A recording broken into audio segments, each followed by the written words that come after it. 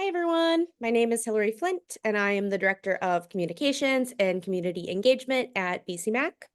I'm from Beaver County myself, and I joined BCMAC because I wanted to protect my family, friends, and neighbors from the harms of the petrochemical build-out and overall corporate greed. I'm also a cancer survivor, a chronic illness warrior, and I'm a community member that was affected by the East Palestine train derailment and chemical disaster. Tonight, we'll be joined by Eric from the Ohio River Valley Institute, or ORVI as we call them, who will walk us through ORVI's latest report on the state of Beaver County's economy. And from what I've heard, the findings aren't too encouraging. So, Eric, I'll let you take it from here. Let's go ahead and dive in. Thanks, Hillary. I wanted to just thanks for inviting me to this, but thanks for being here tonight. I know you've got lots of other things you can be doing with your life. And the fact that you're here listening to a presentation about economic performance really indicates that you care a lot about your community and about the future of your place. And I am very grateful for that. So I'm going to walk through a slide deck. My colleague, Ben Hunkler, is helping me out with the slide deck here. And Ben, I do want to ask, if I kind of miss a cue or forget to explain something, please don't hesitate to come off mute and interrupt me. That's totally fine. Sure. I guess it might make sense. I'll try to get through the whole presentation and then we'll do Q&A afterward. But if there's some key piece of information that feels missing, if you're asking sort of a clarifying question, I think it's fine to just interrupt me and we can resolve the clarification at that time, and then we'll do kind of substantive Q&A afterward.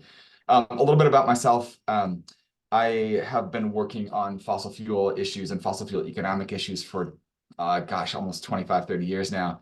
I'm an independent consultant. I have a consulting practice where I work on petrochemical industries in the Gulf Coast, Texas, Louisiana, also in Appalachia, and other aspects of the fossil fuel industry, particularly fracking. I've done a lot on the transport of coal and oil, and I've done a lot on oil refining. We're going to focus this presentation, though, not so much on those other arms and legs of the industry, but really on just the economic performance of Beaver County. And we're not really going to talk about the industry too much at all, although I'm happy to do that in Q&A. But this report that we'll kind of walk through in a moment is a look at what's happened in Beaver County since Shell announced its intention to build in this location. And so for those of you, many of you who already know this quite well, but I'll just reiterate it. They made that announcement in 2012.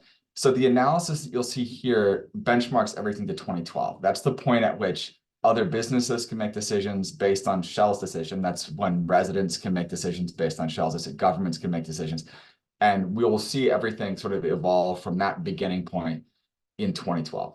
And we're going to compare Beaver County to itself over that time period from 2012 on to the most recent data we have. And we're also going to compare that to the state of Pennsylvania as a whole and to the United States as a whole, just for reference. So we have some context and we'll see various twists and turns in the plot. So what else to say by way of introduction? I think unless I missed some important thing, let's just launch right into the first slide, Ben. So the first indicator is the most commonly used indicator of economic performance. And I'm not seeing anything on the graph. Ben, can we? Oh, there we go. Okay, gotcha. So as we all know, when Shell was trying to win approval to site this project in Beaver County and in Pennsylvania, it made a number of claims about what would happen economically. And those claims included some that were sort of narrative and hyperbolic about a windfall or an economic renaissance. Others were more specific about numbers of jobs or about business investment or business growth. So we're going to kind of walk through every perspective that we can get on the economic performance of the county. Again, benchmark to 2012. This one, GDP, is the one that's most commonly used to measure the strength of an economy. There are many, many problems with GDP, which we can go into later on if you want. But it is kind of the single rule of thumb that's most commonly used. And what you can see here is that over time, Beaver County is the blue line at the bottom. Since 2012, since they made the decision, Beaver County's GDP has shrunk by over 12% over that period. You do, if you look at the blue line, you'll see that it is increasing from 2016 to 2019, and that is the period of major construction for that site, and that's the time at which a lot of spending is happening locally because of all of this material and all of the labor that's happening to build that plant, but then it falls right back down again and continues on a downward trend. So that we're really, at this point, based on the most recent data available, which goes through 2023, it is definitely not the case that at the highest level, Beaver County's economic performance has lived up to the hype. The reason I put on the red line Pennsylvania and the black line the United States is so that you can see sort of what's happened in other places, just again, for context. And I think it really puts the decline in Beaver County kind of into sharp relief. Now, there's a lot to say about this that I won't kind of belabor. I'll save it for Q&A. So what we're going to do is we're going to look at a series of indicators like this. All of this stuff is from the federal government. All of it is publicly available. There are often many ways to measure a single phenomenon like labor markets or business growth. So we're going to look at all of those that we can find for the fairest possible perspective. But you're going to see a theme emerge. And this very first slide sort of gives you a hint for what that theme is. Let's go on to the next one, Ben. So this is sort of a minor point. It's sort of a footnote that elaborates on that first slide we saw. But it is to say that GDP nationally has actually exceeded the growth that was projected before the pandemic. So you can see that dip. The black line is the US, and there's a dip there. That's the COVID recession that happens. What most people don't realize is the economy has grown even faster than we thought it would prior to the pandemic. So really on kind of the country as a whole, again, has been on a stronger growth trajectory than we had thought, but that's, of course, not true at the local level from the perspective of GDP. We can move on to the next one. Population growth, another way to sort of gauge the health of the community, not strictly an economic indicator, although it has considerable bearing on the economy. And with this one too, you see a net decline of almost 3% in Beaver County over this period. And you do see a little uptick from 2019 on to 2021, again, probably driven a bit by construction. It's not entirely clear what's going on there, but then it sort of tails off and flattens again. Pennsylvania sort of flat, and then some modest growth. The United States growing faster than that. We don't need to linger on this one too long. Let's keep moving. Employment. This is an area where Shell did make a number of assurances about what would happen to employment. So there are different ways of measuring employment. We can go into the methodological details of these later on if you like, but depending on how you do the counting, and there are different measurements used by different government agencies at the federal level, you get slightly different perspectives of the economy. So this one is from the Bureau of Labor Statistics. It's called the Quarterly Census of Employment and Wages. And this is the one that looks more precisely at sort of traditional jobs that you can file for unemployment insurance. So it looks at that kind of approach. And I can go into the details later on. And what you see here again is a net decline from 2012 to 2024 of almost 13%. And so that's jobs that are no longer in the county that there were more jobs at one time. Pennsylvania's up a net 6.3%. United States up about 16% over that period. And again, you can see if you just look at the blue line, which is really the one that matters most, because it's not always completely relevant to track Beaver County against the entire country. Different things are happening in different places. But the blue line that is Beaver County's reference point to itself, I think is really interesting. And so again, you can see this uptick in jobs during that construction period, kind of 2017, 2018 up to 2019. And then everyone has a big COVID fall off, and employment kind of takes a big hit nationally in Pennsylvania and in Beaver County. The difference is that it comes back in other places. It does not come back in Beaver County and continues on a trajectory of decline, unfortunately. We'll move on to another way of looking at employment statistics. And this one is also from the Bureau of Labor Statistics. This is local area unemployment. Again, we can get into the methodological differences later on, but you see, and I don't want to sort of belabor the conversation and kind of repeat everything on every slide, but again, just to kind of walk you through what you're seeing, you see from the period of announcement in 2012, basically jobs were pretty flat in Beaver County then. we hit a big COVID decline in 2020 everywhere. And it does come back up according to this measurement in Beaver County, but it's still down over 1% from where it was back in the day. And that's not the case. I actually want to look up just one note about this one because I think this one is a little interesting. Yeah, well, actually, let's just move on from that one. That's fine. So firms and businesses, this is the number of businesses that are located in Beaver County. And there's a couple ways of measuring this. There are some businesses that have multiple storefronts, so we're going to look at that. And we have some that are measurements of just every individual storefront and some of the total number of businesses. And again, you see kind of the same trajectory with Beaver County starting in 2012, and then basically on a period of sort of unsteady but erratic decline of almost 4% over that period. Pennsylvania is slightly up. Nationally, it's up about 10%. So this is losing business firms. That is the total number, not storefronts, but the number of businesses in the county altogether, which is disappointing. And this one is a business establishment, so a slightly different way of looking at it. And again, you see a decline of about 3% in Beaver County relative to growth in other places. But again, the really relevant comparison is Beaver County's performance relative to itself over time.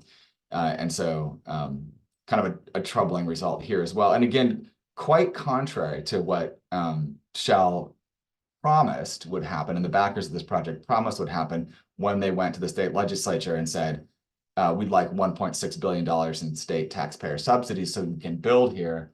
They said very clearly, this will attract people, this will attract jobs, this will attract businesses to Beaver County.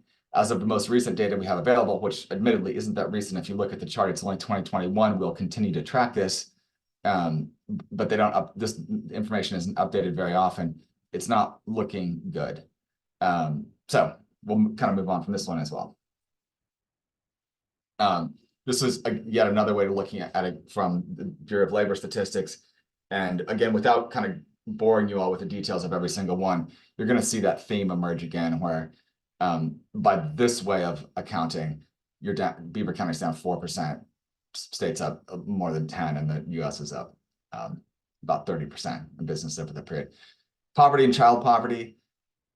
Let's take a look at these. These are this one's measured a little bit differently because these are already expressed as rates, not as raw numbers. So in this case, we do provide the same context from 2012 on to 2023, but I did not peg them all to zero because doing that with a rate becomes sort of mathematically confusing.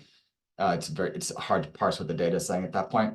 But what you see is that Beaver County started this period with a lower poverty rate than the state, lower poverty rate than the nation as a whole, which is great. Obviously, everyone wants to have the lowest poverty rate we possibly can. And it did decline. The poverty rate declined, which is positive. So usually when the line's going down, that's bad. But in this case, the line going down is good. It's declined by about 1.5 percentage points over this period. Now, that's a smaller decline than what we saw at the state and the national level, where there were steeper declines in poverty over this period. But still, I think a little bit of good news for Beaver County that the poverty rate did decline over that period. And we'll see the same thing reflected in the other measurements of poverty.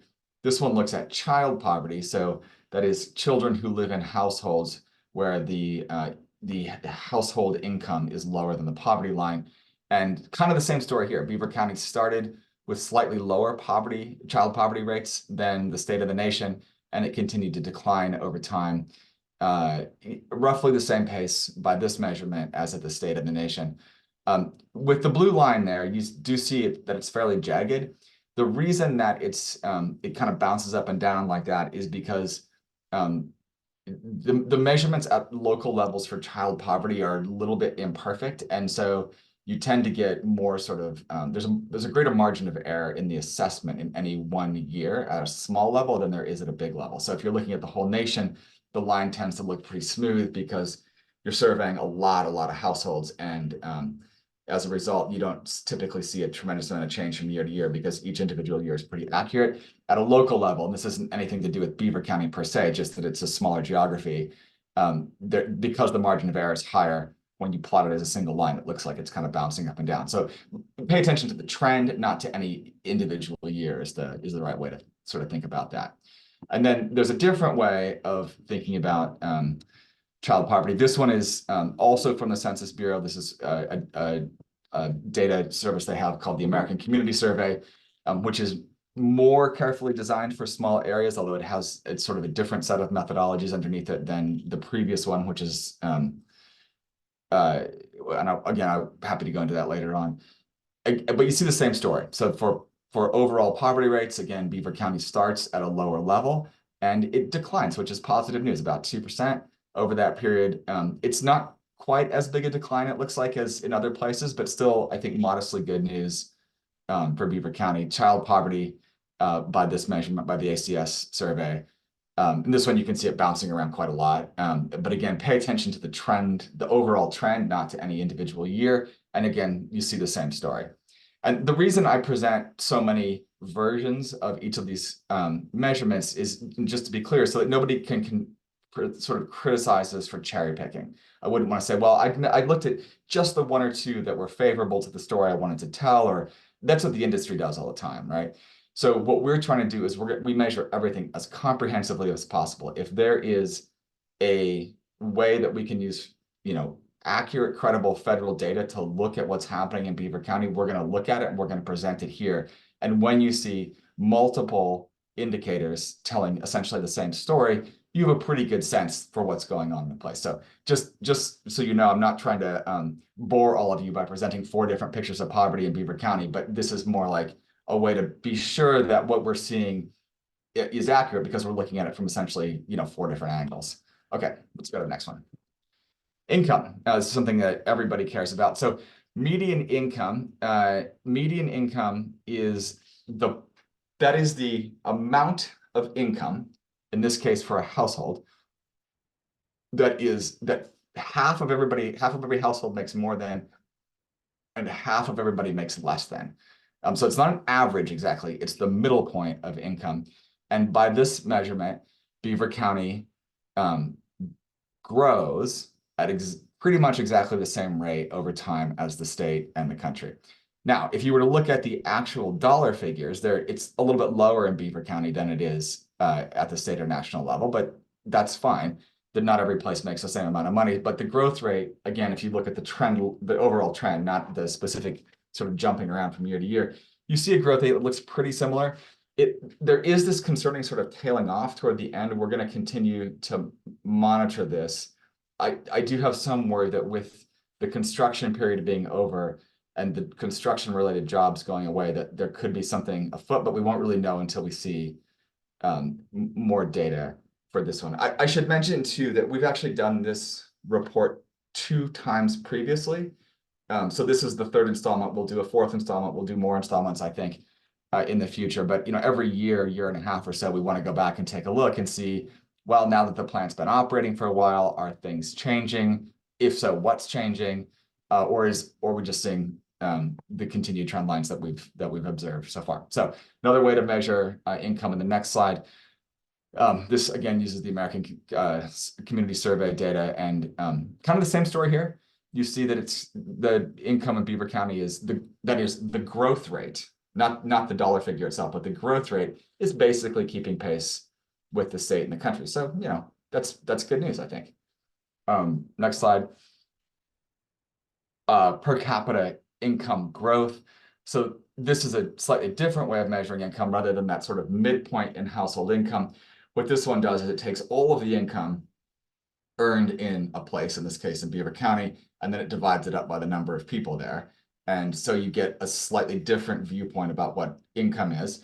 And in this case, the growth rate, again, not adjusting for inflation, which is, we did that for all the places. It looks like it's lagging a little bit behind what we see in other places. So it's up almost 58% nationally. It's up more than 50% at the state level. And it's grown in Beaver County, again, not adjusting for inflation, but it's when you're looking at a 5 percentage point, maybe 10 percentage point gap, that starts to look like something's not quite going the way we would hope it to go. Because again, Beaver County is going to start off with a lower what we call nominal figure that is a lower dollar amount. But by putting everybody at 0 for 2012 and just tracking the growth rate, we should be able to get something that looks more like a fair comparison. So this is definitely one to keep an eye on as we go forward. We'll see. And this one is market income. So yet another way of thinking about income. And the shorthand version of describing what market income is it basically takes out government transfer payments. So if you're getting a veterans check or a welfare check, or if you're on certain kinds of benefits, it subtracts that out and says, well, what is the amount of income that's just earned in sort of the private market economy? Not necessarily a private market economy, so school teachers would be included in this. You can be a government employee and be included in this. But what are people sort of like earning in their jobs, taking out, again, many kinds of government benefits? And this one is interesting to me because this one does show Beaver County definitely falling behind in a way that's, I think, kind of concerning. So in this case, you see Beaver County, more than 6 percentage points behind the state and almost 14 percentage points behind the growth rate at the national level. And that starts to look like there's probably some kind of demographic shift happening where, and we think that this is actually reflected in some of the breakdown of the population. If you were able to look at it more closely, where it looks like there maybe aren't quite as few younger people who are in the kind of working part of their lives in earning market income, as there might be households who are older who are have a kind of a different income profile or have a different set of government benefits coming to them. Let's move on to the next one. This is the growth in government transfers, which tells kind of the sort of side of the story that's I was just talking about. And so what you see here is, again, this just reflects all of those payments that can come from the government to an individual. And you see that growing. This one is given a dollar figure so we can get a sense of the proportions here. And it's increased at a roughly the same rate in all these places, but it continues to be somewhat higher in Beaver County than at the state and national level. We don't have to belabor this one. Let's move on. I think that does it for this slide deck, Eric. That's the whole slide deck. Holy cow, I blew through that Yep. so fast. Let's go ahead and pause there. I'm actually going to scan my notes real quick because I'm afraid I've missed 1 or 2 points I wanted to mention. But I do appreciate everyone being here, and nobody really wants to look at economic statistics all day long, but I'm so grateful that you're here and doing that. The one thing I do want to say, I like to close with this is, if you go back in time to when Shell was shopping around for a location to build this, they really put together a pitch that was designed specifically for state legislators to get governments to give the money. And it's that transactional. They said, we could build this in Ohio, we could build this in West Virginia, but we're going to build it in Pennsylvania because Pennsylvania is willing to give us $1.6 billion. And they made promises, they made assurances about what would happen as a result of that taxpayer investment. What they did not say was that Pennsylvania, if you do this at the end of the construction period after this thing's been operating for a couple of years, guess what? You'll have fewer businesses, fewer people, fewer jobs, lower GDP. They did not say that, because I think if they had said that, what would have happened is people would have said, this is a terrible idea. We would never do that. That's just a straight up giveaway of public money for private benefit. But in fact, that's what happened. And so if I were a Pennsylvania taxpayer, I would be asking for my money back right now. This was an investment that did not pay off, at least as far as we can see right now. It doesn't look like it's about to pay off. And I frankly think that Shell managed to rob Pennsylvania blind in this case. So with that, I'll stop my homily. Happy to do Q&A, and I'm going to get rid of this self view so I'm not looking at myself when I talk because it's making me crazy. Thanks, everybody. I appreciate it. Thank you. Does anyone have questions for Eric? I see we have a question in the chat that says, since ancillary economic data did not occur, where is their product going? To existing businesses in other states? Question mark. So the great question.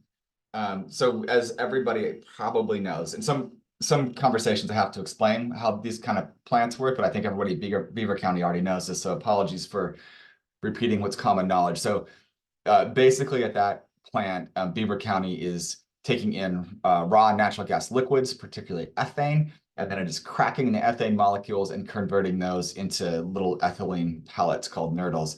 And those ethylene pellets are then used to manufacture plastics of various kinds. Sometimes they're further processed to make different kinds, doesn't matter. But anyway, those little pellets, we don't know exactly where all of the little pellets go, but the vast majority of them are moved to other places that have existing plastics manufacturing sites and are then used in other places. They're shipped out by, I think, barge and by rail car and probably by truck as well. So one of the things that Shell said is, well, if we build this here, then all of these other manufacturers will locate nearby so they can be near all these plastic pellets that we're churning out, and they'll use those as raw materials. Has not happened. Absolutely has not happened. We have not seen either anecdotal evidence of that happening, nor have we seen it reflected in the overall economic statistics. So what you do have is the processing of basically a fuel or a feedstock, and then the product is shipped out without any further manufacturing benefit to it. The only sort of relevant news to report is that there was a styrene manufacturing plant, which is sort of a different part of the petrochemical industry, and they decided actually to move out of Beaver County. They closed down their Beaver County's facility, and I think laid off around 200 or 300 people when that happened at the end of last year. So yeah, if anything, the opposite is happening at this point. Yeah, and I'll just state, so that is Styropec. So, They yeah. aren't 100% closed down, but they are phasing out of operations. And from what we understand, they are moving to Cleveland, which is really interesting, considering they would have been a facility that then used what Shell's producing. And as BC Mac, we are very interested in how these pellets are being transported. And so we do have some projects that are trying to look further into, where do these things go after they leave the Shell plant? And so we do hope late spring, early summer to bring that data to community members, but just know we are trying to look into it because from what we know, it's not happening in Beaver County. So at this point, Beaver County community members are, being used as a sacrifice zone for economic profit for other billion-dollar companies, probably. Yeah. So Thanks for that context, Hillary. That's really useful. I mean, and one of the things that many folks have argued in the past, but it gets ignored often when these debates are happening, is that it's really, really cheap to take plastic pellets and ship them somewhere else. Like nobody is saying, well, oh gosh, it's the transportation cost that's killing me. I got to move right next to the Shell plant so I can. That's not how manufacturing works. It's easy to put that stuff on a rail car, barge, and move it somewhere else. And people are locating their manufacturing businesses where they have a higher quality of life for their work, where they have the workforce they want, where they're closer to other parts of the supply chain, where they have existing facilities. A lot of factors play into that. But building an ethane cracker is generally not a way that you would attract the ancillary businesses. And you can see that demonstrated in other places where there are similar facilities. I spent a lot of time in Louisiana and Texas where there are similar facilities, and you see the same phenomenon playing out. Beaver County is not by any means alone in this. thank you for that. Does anyone else have any other questions for Eric?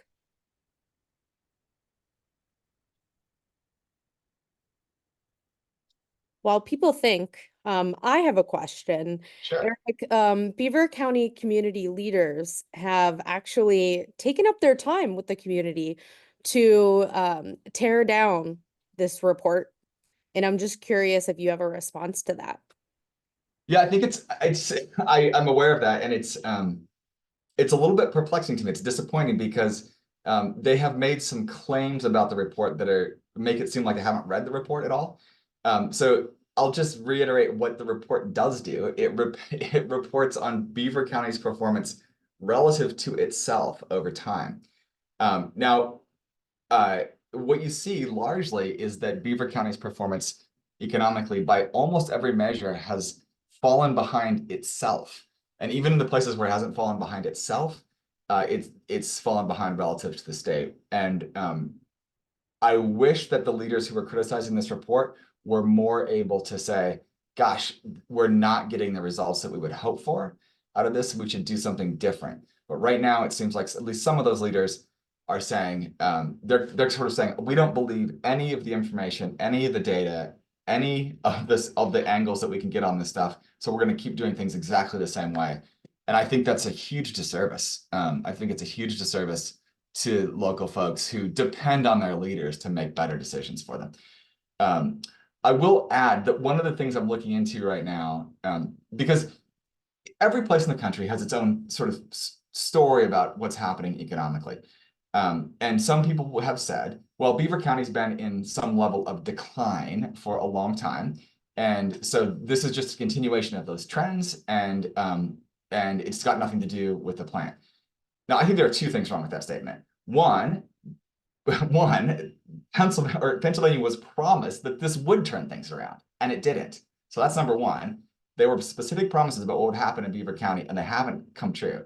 Number two is, I don't think we should accept that because a place was declining from back in the steel days that we can just allow it to continue to decline forever. There are lots of economic strategies that are actually viable. And I like Beaver County. Like it's located, it's outside of Pittsburgh, you're on the river, you've got nice hills around. You can imagine it becoming a place where people will be attracted to and say, hey, I'm going to go out here and raise a family here. I'm going to enjoy the natural surroundings. I can still get to the airport or be close to town if I want to get into town.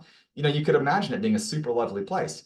But you put a giant petrochemical plant in there, and gosh, I think the value proposition actually goes down for most people. Unless you're directly connected to that plant, it's hard to see why you would want to locate in the shadow of that plant relative to some other place that has kind of similar features nearby. So yeah, I'll leave it there, but I think it's a thanks for raising the question. Yeah, Beaver County is beautiful. So I Lovely. agree.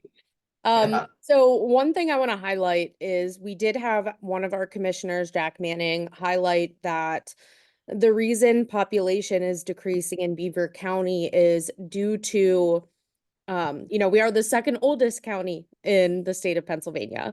But I believe there is something in this report that showcases that people under 18, we're seeing a decline in that statistic as well, which would lead me to believe that it is not just the fact that, older folks are leaving the county or passing away, but that it's families. Does that sound correct? That's right. We looked, and we'll do a more thorough job of this in the next version of the report that we put out. But we did try to look at, so we see that the total number of people in the county is declining over time. That's crystal clear.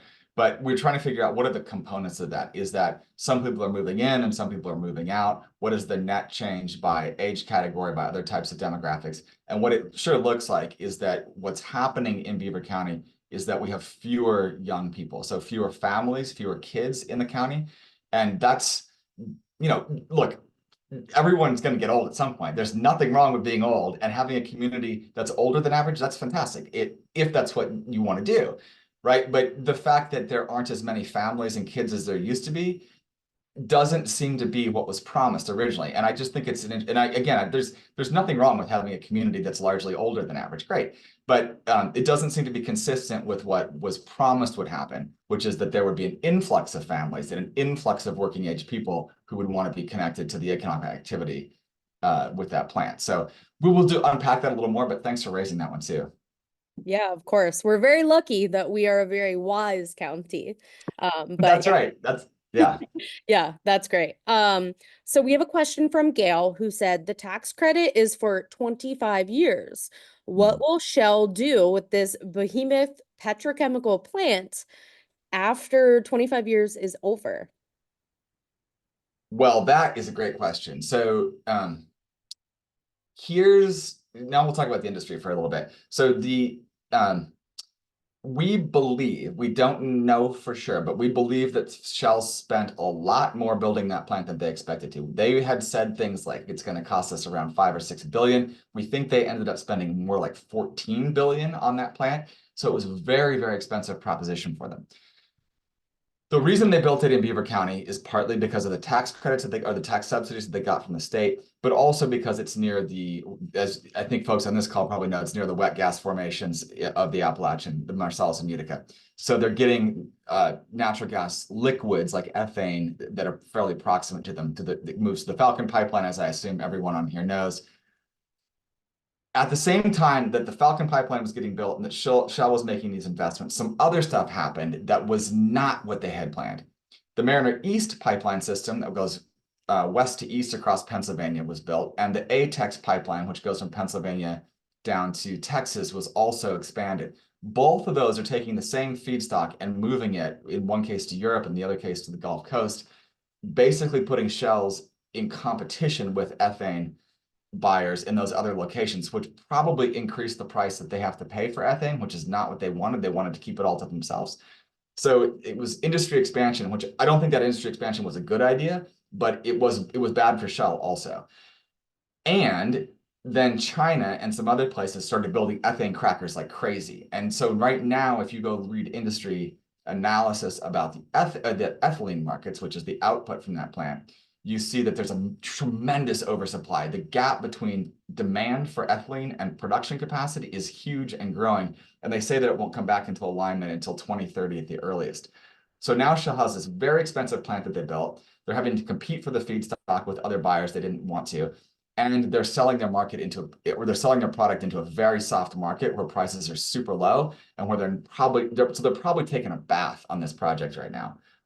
I think that they will hang on to it for a while and sell it off to somebody else. And that's what we typically see in an industry like this. I wouldn't be surprised if they're shopping for a buyer already. And you can imagine that things might deteriorate, the terms of the deal might change. I don't know, but I think it's unlikely that Shell hangs on to this thing forever, because producing ethylene right now and for the next many years is probably not a great strategy. And that's not me saying that as a critic. That is universally accepted among petrochemical industry analysts. Polyethylene markets are a disaster right now, and largely because China's flooded the market.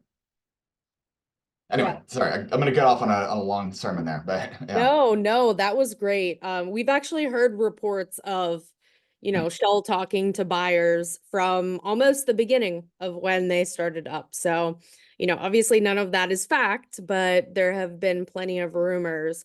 And something you said made me think, we had heard that the Ohio River Valley was going to be the next Cancer Alley in Louisiana, in Texas. So there are supposed to be additional petrochemical facilities built in the area in Ohio, Pennsylvania, and West Virginia. I do know one of the facilities that was proposed in Ohio, that group had dropped that facility. So outside of just Beaver County and Pennsylvania, what are you seeing for the actual region as a whole? Well, I think that, yeah, so there was, as for folks who go sort of back in time, there was the proposal to build this huge underground storage facility for natural gas liquids. And then on the strength of that facility, probably located in West Virginia, there would be 5 total ethane crackers built. So Shell plus 4 more. Those fell apart for various reasons. The most recent one to fall apart was the one in Ohio. You're talking about the PTGC facility. And largely because they couldn't find investors for it. And investors didn't show up because they looked at the markets and they're like, this is ridiculous. This isn't a good idea at all, which is more indication that Shell's getting killed on this deal. So the good news is, I think that the petrochemical hype cycle for huge ethane crackers is probably in the rearview mirror, which I think is good for the Ohio Valley's economy. There are other smaller and different components of the petrochemical industry that have by no means gone away, and we're likely to see continued proposals for those. So there's some hydrogen adjacent facilities. A lot of people are talking about ammonia now. The federal government's approach to hydrogen and ammonia is a complete incoherent mess right now, so we won't know for a little while. That's not a political comment. That is a fact that nobody knows what's happening with hydrogen tax subsidies right now. And so as a consequence, nobody knows what's happening with chemicals or ammonia. But I think ammonia is one to watch. So-called chemical recycling is one to watch. We're seeing lots of those popcorn up in various places. It's a silly idea and super polluting, and we can belabor that later on. But I think the big question for the region is going to be what happens with fracking. And as folks on this call are well aware, fracking is unleashing a lot of natural gas and associated gas liquids. And so to the extent that that is going on, there are likely to be continued development proposals, but they'll change in response to market conditions. So we might see methanol come back at some point. I don't know. I'll leave it there. Is that an answer your question, Hillary? Is that helpful or not? Yeah, no, that's definitely helpful. Does anyone else have any questions for Eric?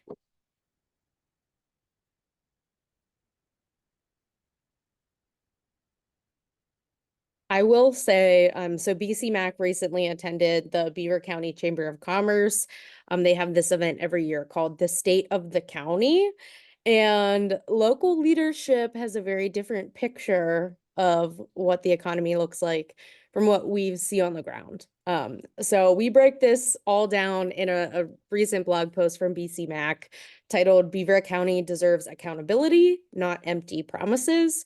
So I did see that Rachel had dropped it in the chat before. I'll let her drop it in there. Yep, thank you, Rachel, again. And so really we are seeing Beaver County leadership kind of take a stand against, these reports and data that pushes back on the narrative that they have tried to sell Beaver County. And, while this is happening, we are seeing Beaver County just had our first tax reassessment in many, many years. We're seeing, elderly folks, their taxes are being raised by thousands of percent, their property taxes. We're also seeing a possible rise in taxes to support the fact that we don't have enough volunteer fire departments, and trying to subsidize those things. So while all of these things are happening in Beaver County, we're giving $1.65 billion to a billion-dollar company while we're struggling here. And the math is not mathing to me. And I think a lot of folks in Beaver County are kind of waking up to that. So we are, incredibly grateful that we have Eric and Ben and everyone at Orvie to look at the facts, because this isn't about, interpretation. This isn't about trying to have a bias. This is what are the cold, hard facts about what is happening in Beaver County. And that is what Orvie has brought us. This report was not paid for by industry. It was not paid for by BCMAC or other environmental organizations. So we are incredibly grateful to have this type of non-bias research. I do see that we have a question in the chat. Is there particular state legislation that Eric and Hillary are supporting or proposing? So I kind of have an answer to that, but Eric, I'm curious, do you see anything going on in Pennsylvania or at the federal level that you think could change what's happening here? It's a good question. At the state level, I don't know. I think it would be interesting to try to get some sort of clawback provision included, where if Shell and doesn't meet certain performance standards, or if we don't see certain kinds of results, that some of the taxpayer money is taken away or comes back. That would be fantastic to see. I think there are some tricks with that. It would be nice at minimum to get Governor Shapiro into what's the right word here? To acknowledge reality. I mean, the governor's office will not clearly say that the subsidies have been a complete and utter failure, which they have been. And so getting the Shapiro administration to acknowledge that it has failed would be quite helpful. Then I'm not sure what you'd craft in terms of legislation. At the federal level, there are a tremendous amount of subsidies that the industries benefit from, but we are not. It's an incoherent mess right now, and I don't have there's not a clear actionable answer at the moment, although I can address that question in more detail probably later on. But I'll stop there. Hillary may have something smarter to say than I do. No, unfortunately, nothing smarter to say than, there are many things that BCMAC as an organization was trying to educate community members on. We've seen a lot of that change and shift over the past, month or two. What we are trying to do is just educate the community about, what does this do to our economy? What does it do to our health? What does it do to our environment? And from there, we respond to what community members have to say. So one thing we've heard is we don't want tax subsidies to happen in our community, while people in Beaver County, everyday individuals, are struggling. So while there's not particular legislation right now, say being able to go to our elected officials and say, we don't want companies like Shell to get billion-dollar tax breaks. I think that's, very fair. The other thing as BCMAC that we have been trying to uplift and support is the EPA's TSCA process.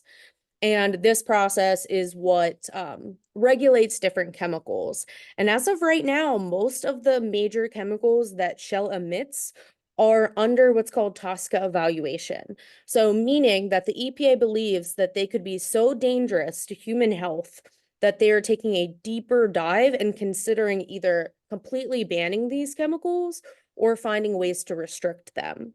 So in today's EPA, I don't know what the TSCA process necessarily will look like, but I think one thing we can do is when there is public comment opportunities or public hearings, what we can do is participate. And when it comes to Shell, we also have, Shell is coming up on 2 major permit hearings, and that is an opportunity for community members to weigh in. So we'll talk a little bit more about that in a minute, but I wanted to make sure that, Eric had enough time to answer these questions. I do see one question here is, what is the status with the $10 million penalty imposed by Governor Shapiro? And for those that don't know, that penalty was what was called a mitigation fund. And, a lot of the work that happened between BCMAC and our partners pressured the Pennsylvania government to act and create something that never existed before. And what this was this mitigation fund. And about a little less than half of the money went to community groups in Beaver County to create projects that would support the environment, that would mitigate whatever is happening by industrial pollution. And the other half of that went to our Pennsylvania Department of Environmental Protection to, do the types of visits that they need, the types of inspections. One thing as BCMAC we've been pushing for years was nighttime inspections, because what we heard from community members was that they are seeing, smelling, and feeling things at night. And so that $5 million is with the DEP, and the other just under $5 million was spread out throughout the community. And we do have a little bit of an update about that fund, because BCMAC was, I don't want to say lucky, because no community should have to, do air monitoring at this level. But we are very blessed that we received the largest gift from this fund, and that allowed us to get some air monitors that are almost regulatory level and bring that information to the community. So I do have some updates on that piece. But in the meantime, I do want to make sure we're super respectful of Eric's time. So I'm going to give it another minute if folks have a question. So does anyone else have a question for Eric or V in general?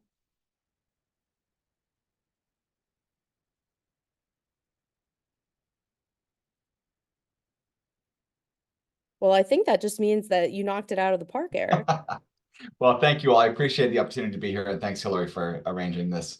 It's been really great to be here. So feel free to email me anytime. I'm associated with the Ohio Valley Institute. Ben Hunkler is here too.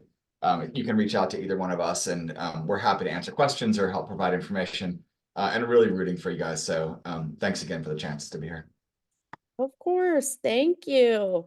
And you guys are welcome to stick around for the next part of this, but we do have kind of an exciting update from BCMAC that falls in line with what we're talking about. And that is that our Eyes on Air webpage is now live. So this webpage features our real-time data from our AirSense project, which was funded by the Shell Mitigation Fund. And it also showcases a purple air map and outlines other tools that community members might find useful when trying to analyze air data. This webpage was thanks to you. It was thanks to people in the community who gave us input through different focus groups. We had some forums. We had people on social media weighing in. And we very purposely tried not to get too in the weeds on this webpage. It's written at a third grade reading level. We tried to showcase things in a very, very visual way and, tell the community about tools that they can use to dive deeper.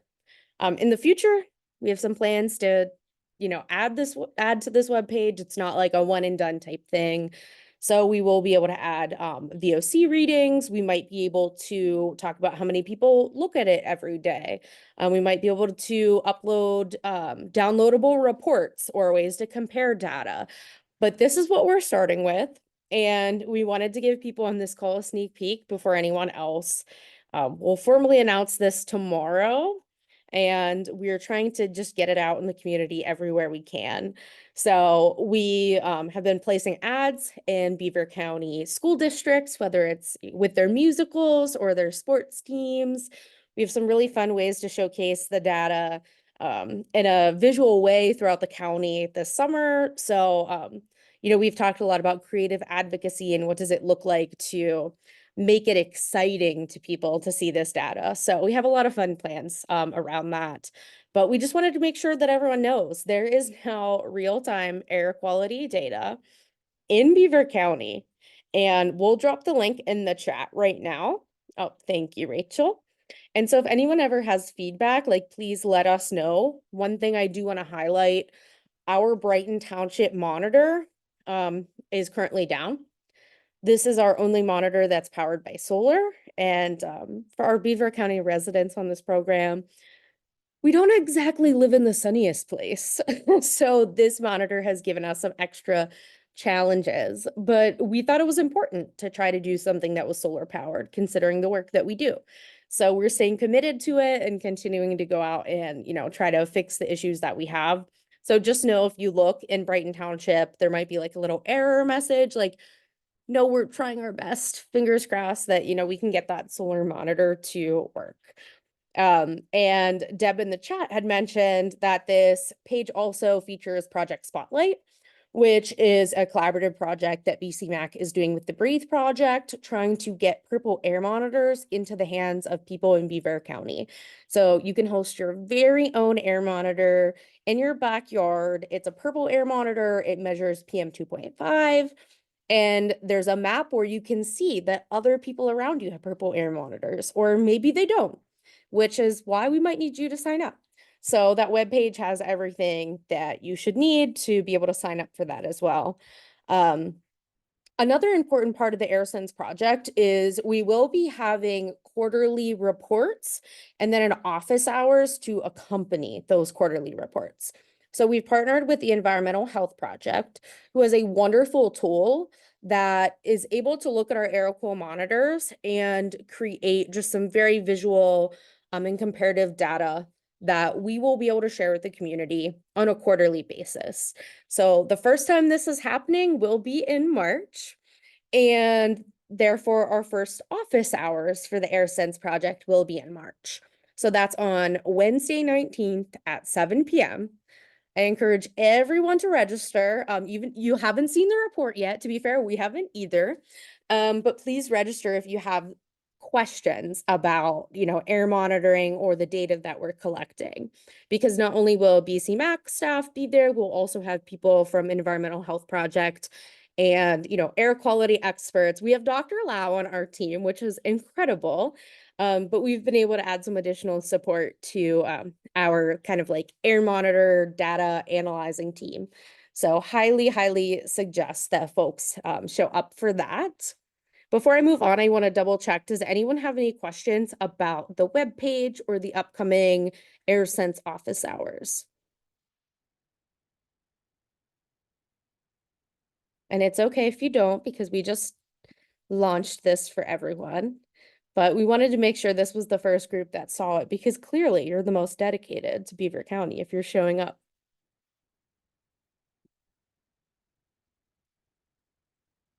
All right, we'll give people a moment to simmer on that. Another announcement that we have is we are making our Facebook group a little different. So we had a Facebook group and our Facebook page, but now we're using our group just as a pollution reporting hub. So community members can report pollution in real time, share updates, discuss concerns, and talk about those things with Beaver County community members and experts that are BCMAC partners. So while our Facebook page will stay the same and continue to share, news and updates, the Eyes on Pollution reporting page, that'll be a space for you to connect with other community members that might have the same concerns as you. And we'll, of course, still be accepting reports on all social media platforms and email and phone. So we'll drop those things in the chat right now. And if you're not sure what to report, maybe, you see something, you don't know if it's an emergency, or you're not sure who to report to, we have tried to cover that too. So we created a new web page that talks about reporting incidents. So we'll drop that in the chat. In this way, if you are trying to figure out who should you report to or what types of things kind of warrant a report, we tried to answer all those questions. So we'll drop that in the chat. And, always on these calls, what we like to do is ask community members, do you have something to report? Have you seen something, heard something, or smelled something recently that you think should be on our radar? So I will open it up right now to let community members give us a heads up if they've seen anything of concern.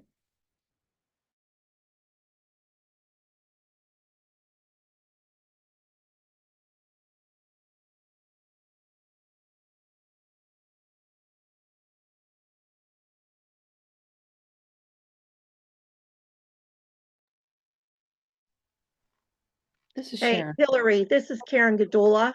Yeah, I have a question. I was seeing some Facebook posts yesterday about something at, I believe it was Dick's at the mall, and then I saw someone say they confirmed that it had something to do with the Shell plant, that they were smelling odors and there were alarms going off. So do you have any information to add to that? I'm actually just surprised that it was physically within the mall. That just baffles me. Yeah. agreed. Yep. And I see that Deb asked a similar question in the chat. So there is a Beaver County Facebook page. I believe it's called something like 911 alerts. And that is where I first saw this. And there was a concern that Dick's Sporting Goods, I guess someone there had called 911, and what they had seen at the Shell plant was steam, and they thought that was smoke, and so they called it in. What I still do not have clarity on is about the smell in the mall. So I haven't heard anything about that yet. We did almost immediately, we were able to check the breathe camera. We checked our aeroquote monitors. We checked the purple air map. And we didn't see anything that, on our end would warrant a concern. So I will say it was,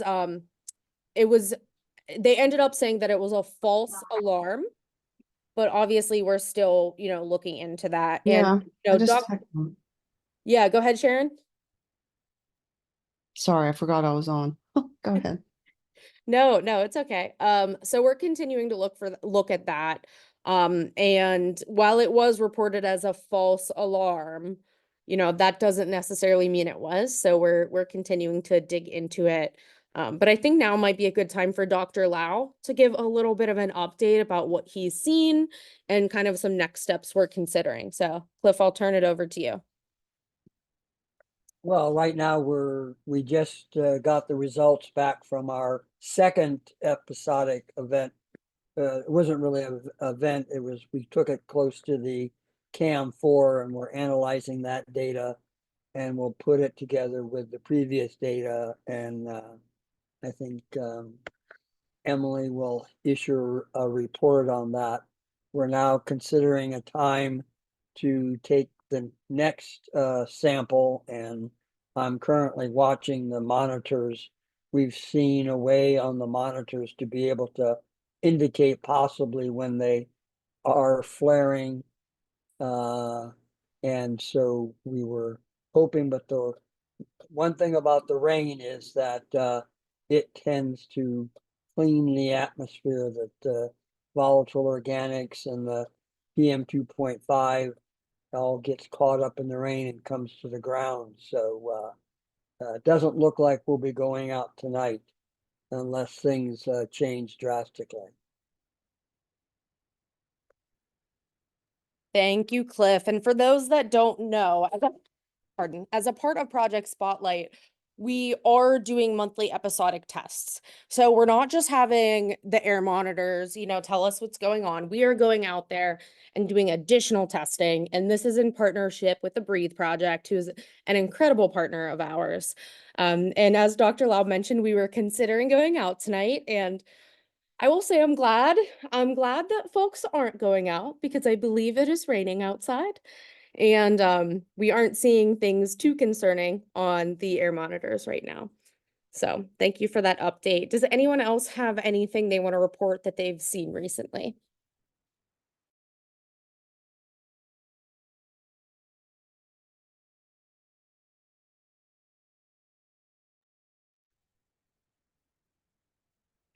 I don't have anything to report, but this is Sharon Lynch. I was just, you were going really fast before, so I might have missed this on the new website for the air monitors.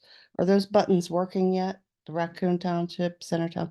Okay, well, they're not working on my phone or my my Mac. So They might How- take a moment to load. how do we report those things? Because I'm good at that. That's what I Yeah, used to I was do, gonna is say, check all the no, buttons and if the get paid button for it. isn't working, report that to me. Okay. Yes, report that to me. The only button that I believe should not be working is the Brighton Township monitor. I will say otherwise, it might take a moment. You click the button and it takes maybe 20 at most seconds to load. But if you're noticing it does not update, give me a holler because that's my realm to look into further. Okay, well, I'm on a Mac, so that could be why. And I haven't updated in a while. I was 'Cause gonna say, still have to make room. I use my Mac and Storage I then. see it updating. So Sharon, you might need to update your laptop. I know we hate to do that. I don't like change, but that could be it. So do I that. have to make enough room on my laptop first, so too many Yeah. pictures. Yeah. Well, let me know if you need help after you do that. And if you're still not seeing it update, I'd be happy to help. Gotcha, thanks. Thank you. And one thing we want to mention is if you ever have questions about Shell's malfunctions, violations, permit modifications, you can always check the DEP's webpage. So we'll drop that in the chat. This might look different to you than it did in the past. And that's because they just went through a website update. I won't share my opinion on the website update. But check it out for yourself and let us know what you think. And as always, the quickest way to stay informed is to follow BC Mac on social media, sign up for our mailing list, and keep tabs on our website.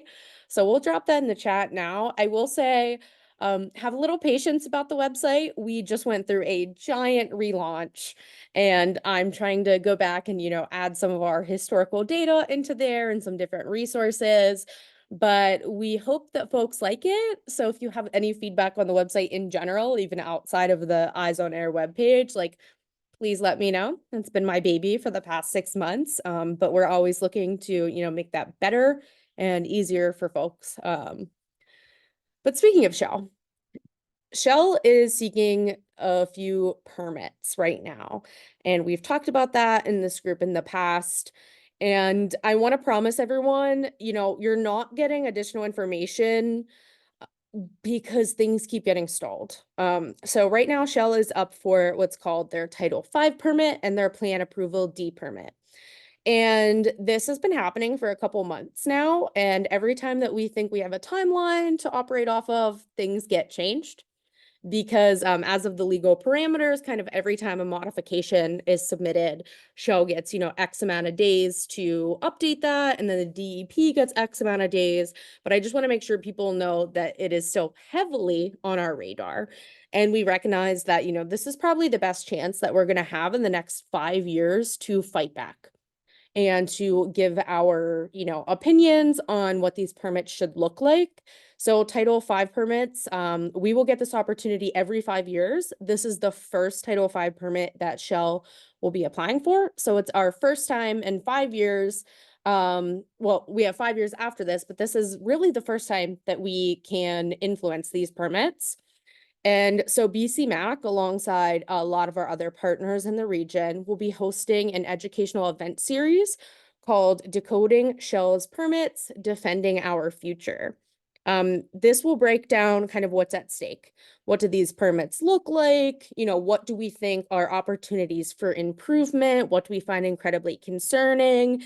And we are working with a lot of experts on this. You know, Hillary O'Toole and I are both Beaver County community members. We're not necessarily data scientists or lawyers, but we're incredibly lucky that through our partnerships, we have access to folks who have that type of technical knowledge and expertise. So we're working with them to put together this educational series, but we need volunteers to help us spread the word. So if you would consider flyering your neighborhood or talking to your neighbors, we just want to make sure everyone knows that this is happening and that there will be an opportunity for them to plug in, whether it's submit a written testimony, attend a public meeting, testify at a public hearing. There's going to be a lot of opportunities. So we're going to drop the volunteer link in the chat, and we'd really appreciate it if folks would help us flyer and attend the events, of course. So we'll also drop the RSVP link for the events in there. We are still kind of sorting out some details. We thought we needed to do this before like mid-April, and we just found out it's likely that, you know, Shell has pushed back on their permits enough that this timeline just keeps getting dragged out. So we are still having a lot of events in April, in March, April, and then later in the summer as well. But it would be incredible if you could share these on your social media profile or share them with friends. And we would just like absolutely love to see you there. And that is pretty much all the updates that we have for y'all. We have a couple minutes left. Does anyone have any additional questions?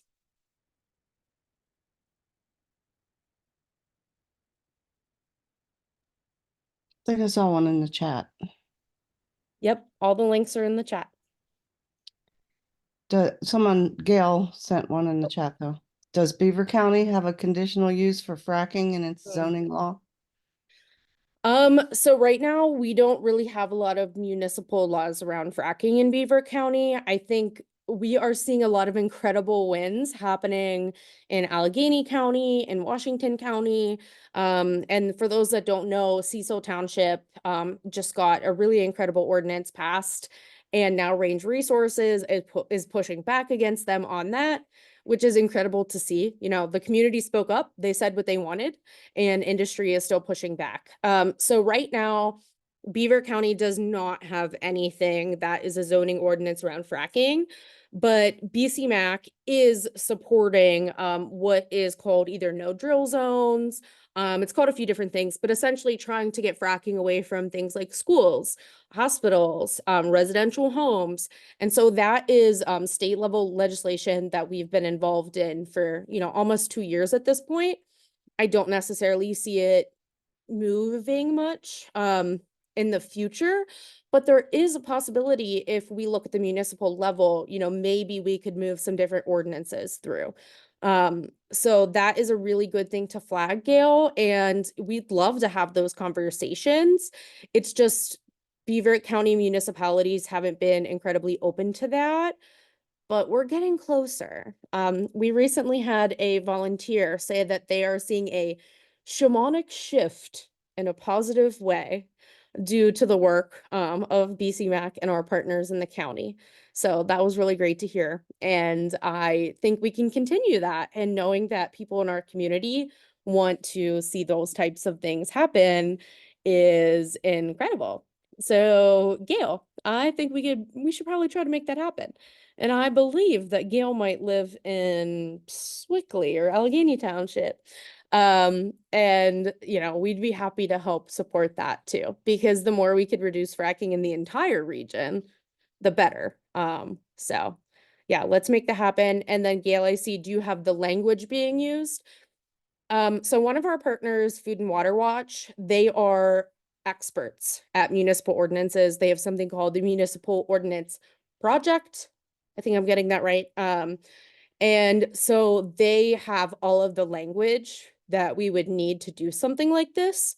So I'd be happy to connect with Robin or David, who's actually from Beaver County and works at Food and Water Watch.